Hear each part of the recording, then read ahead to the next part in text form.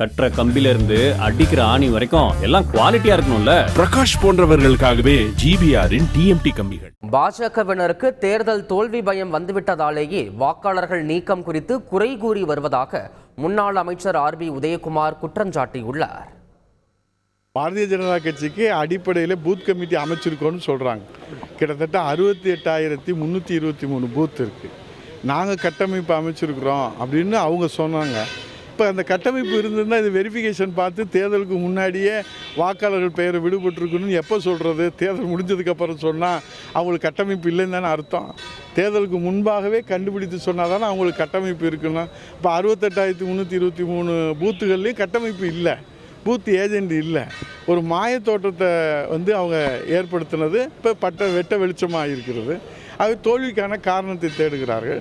செங்கல்ல இருந்து சுண்ணாம்பு வரைக்கும் கஸ்டமருக்கு நாம தானே கேரண்டி. கான்ட்ராக்டர் குமார் மாதிரி ஆளுங்களுக்கு தான் ஜிபிஆரின் டிஎம்டி கம்பிகள்.